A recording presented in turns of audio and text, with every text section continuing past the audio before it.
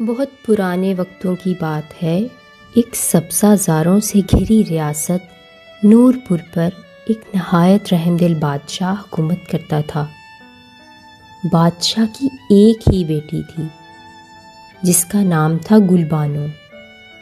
شہزادی گل بانو بچپن سے ہی بہت معصوم اور ہنسمکھ تھی، لیکن قدرت کا کرنا ایسا ہوا کہ وہ جسمانی طور پر کافی بھاری بھرکم اور موٹی تھی۔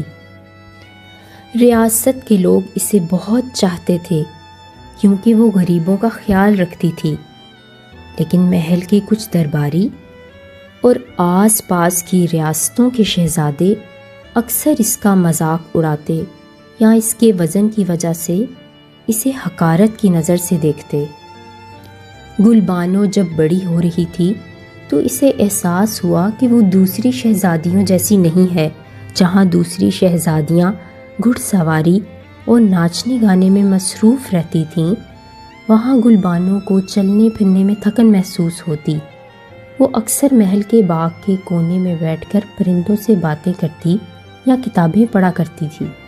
اس کی ماں ملکہ اکثر فکر مند رہتیں، وہ اسے مختلف حکیموں کے پاس لے جاتیں تاکہ اس کا وزن کم ہو سکے، لیکن گل بانو کا جسم ایسا تھا کہ وہ جتنا کم کھاتی اس کی صحت ویسی ہی رہتی۔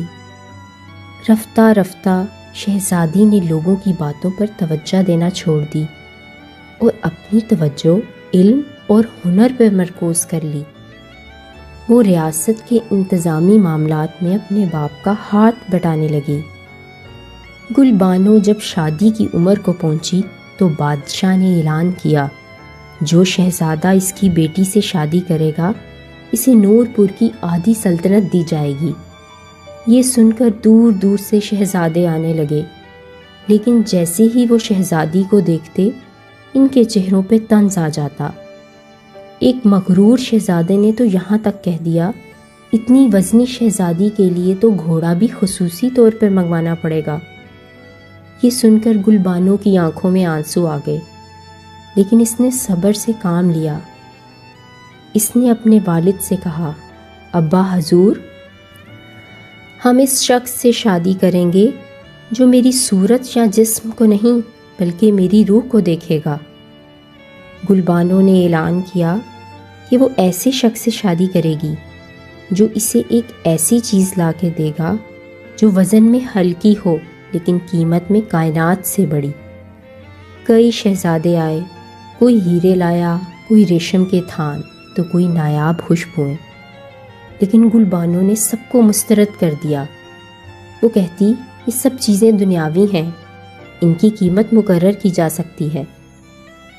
ایک دن ایک پڑوسی چھوٹی سی ریاست کا شہزادہ روحان دربار میں حاضر ہوا۔ روحان دیکھنے میں بہت ہی سادہ تھا، لیکن اس کی آنکھوں میں ایک عجیب چمک تھی اور سچائی تھی۔ وہ اپنے ساتھ کوئی بڑا تحفہ نہیں لایا تھا۔ جب اسے گل بانو کے سامنے لایا گیا تو اس نے شہزادی کے سامنے ایک چھوٹا سا مٹی کا دیا رکھا اور اس میں اپنی قلم سے لکھی ہوئی ایک تحریر پیش کی۔ اس تحریر میں شہزادہ روحان نے لکھا تھا، سچی محبت وہ ہے جو جسم کی قید سے آزاد ہو، اور علم وہ روشنی ہے جو اندھیروں کو ختم کر دے۔ شہزادی، آپ کا وزن آپ کی شخصیت کا بوجھ نہیں بلکہ آپ کے صبر اور استقامت کی ڈھال ہے۔ روحان نے کہا، شہزادی، میں آپ کے لیے احساس اور عزت لایا ہوں۔ یہ وزن میں سب سے ہلکے ہیں، لیکن ان کی قیمت پوری کائنات بھی مل کر ادا نہیں کر سکتی۔ گل بانو شہزادہ روحان کی سوچ سے بہت متاثر ہوئی۔ اسے لگا کہ پہلی بار کسی نے اسے ایک انسان کے طور پر دیکھا ہے، نہ کہ ایک موٹی شہزادی کے طور پر۔ بادشاہ نے دھوم دھام سے شادی کی تیاریاں شروع کر دیں۔ شادی کا دن بہت خاص تھا۔ پورے نور پور کو چراغوں سے سجایا گیا۔ گل بانو نے سنہری کام والا لباس پہنا۔ اگرچہ وہ اب بھی موٹی تھی، لیکن اس کے چہرے پہ موجود اعتماد اور خوشی نے اسے دنیا کی سب سے خوبصورت دلہن بنا دیا تھا۔ دربار میں جب وہ شہزادہ روحان کے برابر بیٹھی تو حاسدین بھی خاموش ہو گئے۔ روحان نے اس کا ہاتھ تھام کر کہا، گلبانو، آپ کی خوبصورتی آپ کے دل میں بستی ہے اور مجھے فخر ہے کہ آپ میری شریک خیات ہیں۔ شادی کے بعد گلبانو اور روحان نے مل کر ریاست کو چلایا۔ گلبانو نے ثابت کر دیا کہ جسمانی بناوٹ انسان کی کامیابی کے راستے میں رکاوٹ نہیں بن سکتی۔ اس نے لڑکیوں کی تعلیم کے لیے ادارے کھولے اور لوگوں کو سکھایا کہ کسی کا مذاق اڑانا کتنا بڑا گناہ ہے۔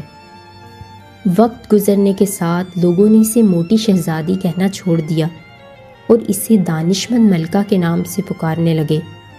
گلبانو کی زندگی ان تمام لوگوں کے لیے ایک مثال بن گئی جو اپنی ظاہری نقص کی وجہ سے مایوس ہو جاتے ہیں۔ انسان کی اصل قدر اور اس کے اخلاق، علم اور نیت میں ہوتی ہے۔ ظاہری جسم تو وقت کے ساتھ بدل جاتا ہے، مگر نیک سیرت ہمیشہ قائم رہتی ہے۔